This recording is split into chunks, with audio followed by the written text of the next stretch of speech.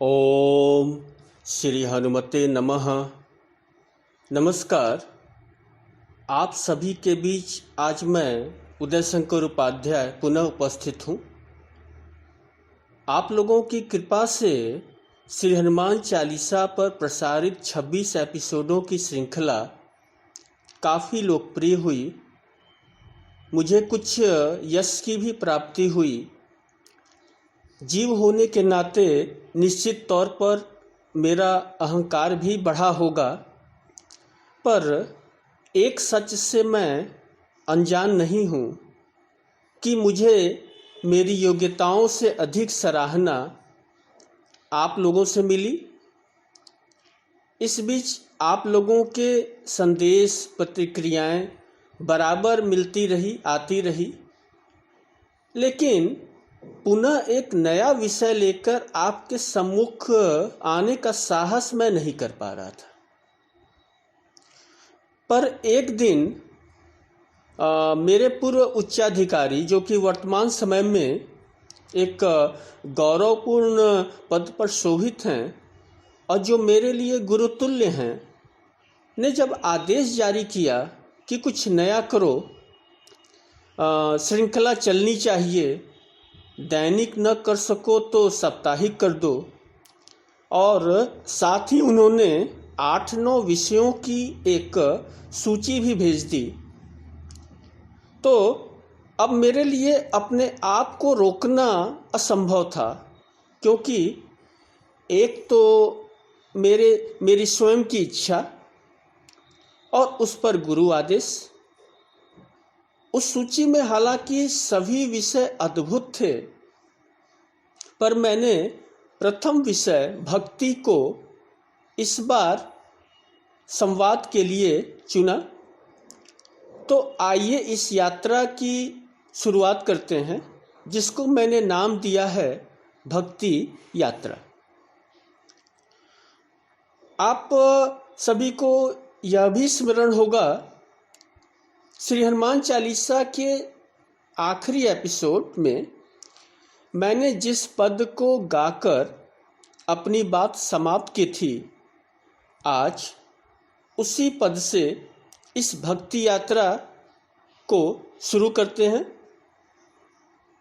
सुंदर सुजान कृपा निधान, अनाथ पर कर प्रीति जो, सोए कराम अकाम हित, निर्वाण पद समान को। जाकी कृपा लवलेश से, मतिमंद तुलसीदास हों, पायो पायो परम विश्राम, राम समान प्रभु नहीं कहो। सुंदर सुजान कृपा निधान, अनाथ पर कर प्रीति जो।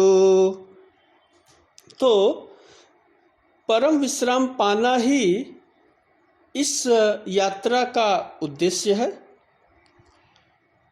किसी भी आनंद की घनीभूत इकाई तो विश्राम ही है, और जब हम परम तत्व की चर्चा करेंगे, उसकी परिक्रमा करेंगे, तो परम विश्राम तो जरूर ही मिलेगा।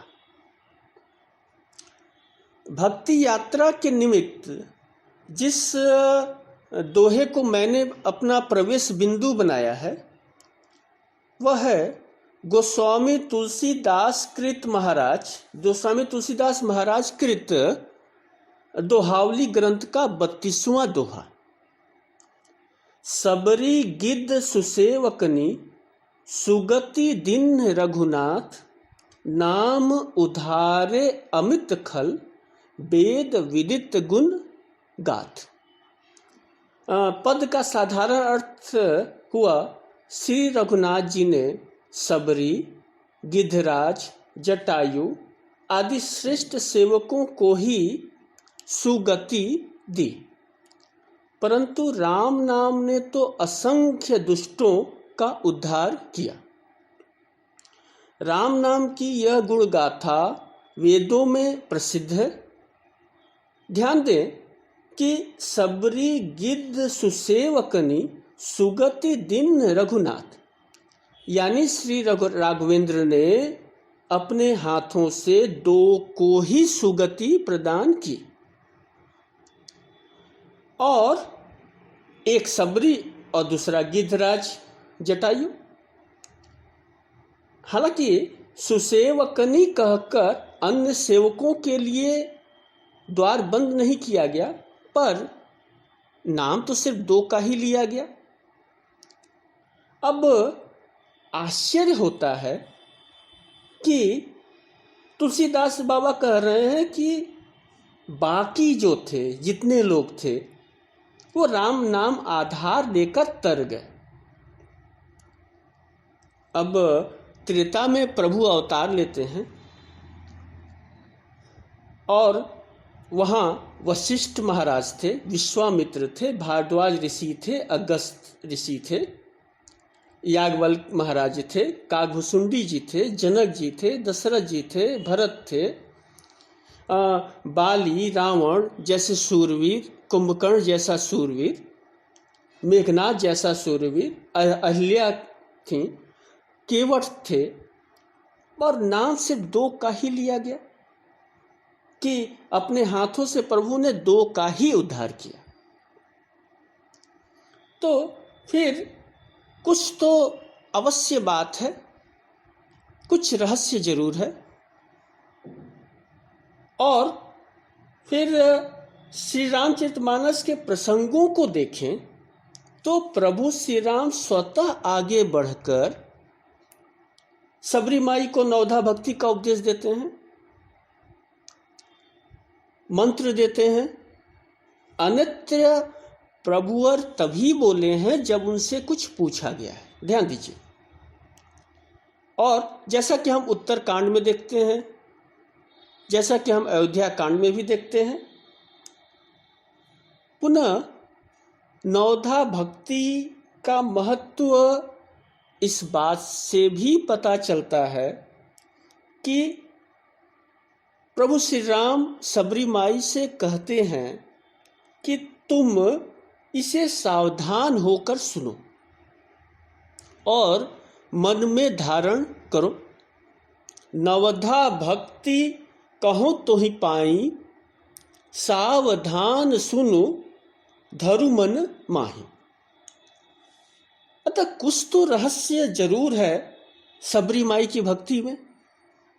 गोस्वामी तुलसीदास महाराज अकारण कुछ नहीं कहते, इसीलिए इस भक्ति यात्रा में हम मूलतः नवधा भक्ति यानी 9 प्रकार की भक्ति पर चर्चा करेंगे। यह भी देखने का प्रयास करेंगे कि ज्ञान, कर्म, उपासना जो कि हमारे धर्म ग्रंथों, सद्ग्रंथों का मूलाधार है, उससे भक्ति कैसे प्रस्फुटित हुई। एक विहंगम दृष्टि हम ईसा पूर्व 8वीं शती से वर्तमान समय तक भक्ति परंपराओं की खोज के निमित्त भी करेंगे। चतुर्थ संप्रदायों एवं आचार्य परंपराओं को भी स्पर्श करेंगे। जड़ तत्वों से विलग उन चेतन तत्वों को पकड़ने की कोशिश करेंगे ताकि हम उस परम चेतना परमेश्वर को समझ सकें, उसको पा सकें। तो आज अपनी इस पावन यात्रा को अब शुरू करते हैं। नारद पुराण में परमेश्वर के प्रति परम प्रेम को भक्ति माना गया है। एकदम सरल परिभाषा कि परमेश्वर के प्रति परम प्रेम। भक्ति शब्द का अर्थ है भजन करना तथा सेवा करना। यह भज धातु से बना है। भज का अर्थ होता है भजन से भी है और सेवा से भी है। अब प्रेम हम संसार से करते हैं, संसार में करते हैं, पदार्थों से करते हैं, सगे संबंधियों से करते हैं, पर उसे भक्ति तो नहीं कहते। उसे हम आसक्ति कहते हैं, मोह कहते हैं। लेकिन क्रियाएं दोनों जगह एक सी हैं, लगाव दोनों जगह है। पर संतों ने कहा कि लौकिक विषयों से जो प्रेम है मूलतः वह इंद्रिय जनित होता है। यह प्रेम प्रत्यक्ष या परोक्ष रूप से फिर वही शब्द, स्पर्श, रूप, रस, गंध से जुड़ा होता है और यह संबंध अनित्य होता है, एक समय विशेष कालखंड से जुड़ा होता है। पर जब हम अपने प्रेम की दिशा बदल देते हैं, लगाव परमेश्वर से हो जाता है, तो वही सेवा भक्ति बन जाती है। संसार में रहते हुए अपने समस्त विहित कर्मों को करते हुए जब हम संबंध उस परम से जोड़ देते हैं तो हम मूलतः भजनानंदी हो जाते हैं। कबीर साहब ने एक बड़ी अनूठी बात कही, लोका जानी न भूलो भाई, खालिक खलक खलक में खालिक, सब घर रहयो समाई। संसार तो है ही, इसे हम नकार नहीं सकते और अपनी जगह ठीक है। पर कबीर साहब कहते हैं कि इसमें इतना डूब मत जाओ कि ईश्वर का स्मरण ही न रहे, उसकी याद जीवन में बनी रहे। क्योंकि खालिक खलक खलक में खालिक यानी सृष्टिकर्ता सृष्टि में छिपा है, सृष्टिकर्ता सृष्टि में छिपा है और सृष्टि सृष्टिकर्ता में छिपी है। संसार और परमेश्वर अलग अलग नहीं है। ऐसा नहीं है कि परमेश्वर कहीं दूर बैठा है और उस तक पहुंचने के लिए हम लोग को एक लंबी यात्रा करनी होगी। वह तो समीप है, सर्वत्र है, कण कण में है, क्षण क्षण में है। और परमात्मा को पाने के लिए संसार को छोड़ने की आवश्यकता नहीं है, क्योंकि संसार में ही है, हमारे साथ है। बस उससे नेह लगाने की जरूरत है, उससे प्रीति करने की जरूरत है, उसका स्मरण नित्य करने की जरूरत है। और यही तो भक्ति है। भक्ति हमें उदासीन बनाती है, नॉन रिएक्टिव। इंद्रियों को नियंत्रित करना सिखाती है। अब हमने अपनी इंद्रियों को कितना बेलगाम कर दिया है। शब्द, रूप, रस, गंध, स्पर्श का हम जरूरत से ज़्यादा प्रयोग करते हैं। भक्ति हमें इन इंद्रियों का अनुशीलन सिखाती है। अब छोटी सी बात देखिए, हम कितना दृश्य देखते हैं, सुबह से लेकर मध्य रात्रि तक जिस जगत में लीन रहते हैं, व्हाट्सएप, फेसबुक और क्या क्या। आहार भी कितना लेते हैं कि मोटापा भी अब समस्या हमारे लिए है। जिह्वा का प्रयोग भी जरूरत से ज़्यादा। क्या कुछ देर मौन नहीं रह सकते? इन इंद्रियों का क्या सम्यक प्रयोग हम नहीं कर सकते? शास्त्रों ने मन को शिशु कहा है, तो उसकी थोड़ी सी चंचलता स्वाभाविक है। मन को शांति के लिए पर एक ठिकाने की जरूरत होती है। जैसे हम दिन भर घूमते हैं फिरते हैं, पर शाम को विश्राम के लिए अपने ही घर लौटना चाहते हैं, तो मन की भी वही गति है। विषयों की ओर वो भागता है, पर तृप्ति उसे नहीं मिलती है। मन को भी एक ठिकाना चाहिए। मन को शुद्ध और शांत करने के लिए इसीलिए साधु संतों ने, हमारे ऋषियों ने इष्ट का चुनाव करने को कहा, और उस इष्ट में, उस इष्ट देव में उसका दृढ़ विश्वास हो, यह भी जरूरी है। और यह सब कुछ होगा भक्ति के सहारे। यह उसी से संभव है, और यही उपदेश साधु संतों का है, यही आदेश योगेश्वर श्री कृष्ण महाराज का है। मन मना भव मद भक्तो मधाजी मां नमस्कुरुहु मामे वैश्यसि मुक्तैव मात्मानं मतपरायणः। मुझ में मन वाला हो, मेरा भक्त बन, मेरा पूजन करने वाला हो, मुझको प्रणाम कर, इस प्रकार मुझको ही प्राप्त होगा। ये योगेश्वर कृष्ण महाराज की वाणी है। कहने का मतलब, अगर हमारे जीवन में प्रभु का वास हो, उसका सानिध्य मिल जाए, तो जीवन हमारा प्रसाद स्वरूप हो जाता है, और हम अब साक्षी भाव से फिर जगत को देखते हैं। हम तत्क्षण आनंद स्वरूप हो जाते हैं। इसीलिए ज्ञानी भक्त बार बार भक्ति का ही वरदान मांगता है। भक्तों की, या कहें भजानंदियों की, 4 कोटि बताई गई है: अर्थार्थी, आर्त, जिज्ञासु और ज्ञानी भक्त। अर्थार्थी, आर्त, जिज्ञासु और ज्ञानी भक्त। श्रीमद् भागवत गीता के 7वें अध्याय में, जिसे हम लोग साधु संत भी भक्ति का दलान कहते हैं, श्री कृष्ण महाराज कहते हैं, चतुर्विद्या भजन्ते मां जना सुकीर्तनो अर्जुनः आर्तो जिज्ञासुर्थार्थी ज्ञानी च भरतसभः। हे अर्जुन, उत्तम कर्म करने वाले अर्थार्थी, आर्त, जिज्ञासु और ज्ञानी, ऐसे 4 प्रकार के भक्तजन मुझको भजते हैं। यहाँ अर्थार्थी का अर्थ कामनाओं से है। सांसारिक सुख प्राप्ति के लिए जब हम ईश्वर को याद करते हैं तो उसे अर्थार्थी कहते हैं। आर्त का मतलब जब दुख से आसन्न संकट के निवारण हेतु भगवान को याद करते हैं।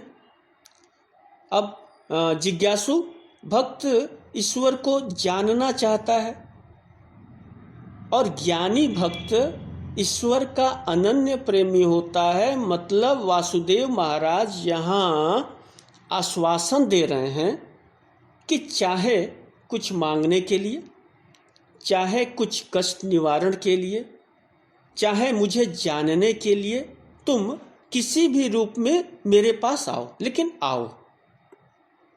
परमपिता परमेश्वर आवाज दे रहा है कि तुम जिस रूप में हो, बस उसी रूप में चले आओ, मैं स्वीकार करूंगा।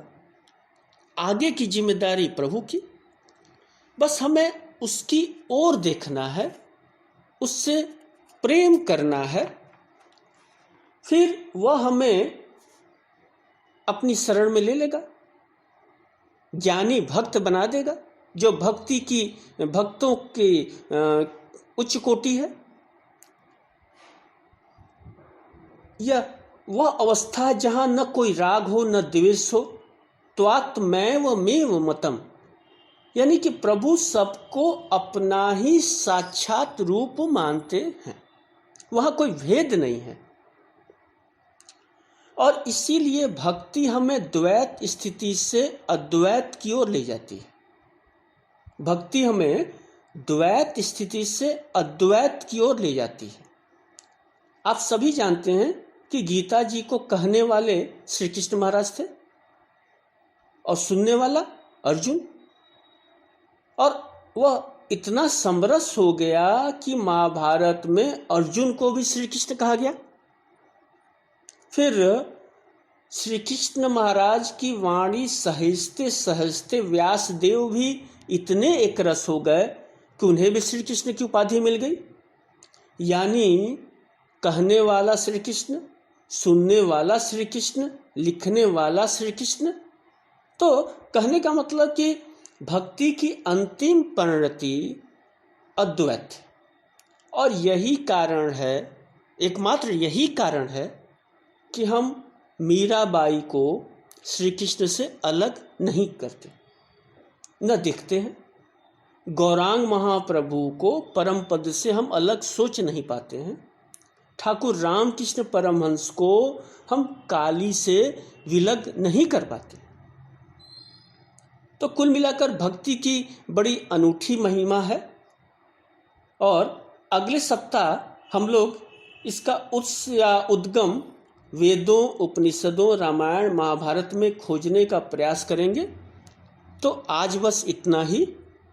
और एक निवेदन और, आप अपनी प्रतिक्रियाओं से ज़रूर, आप अपनी प्रतिक्रियाएं ज़रूर भेजते रहिएगा। तो नमस्कार।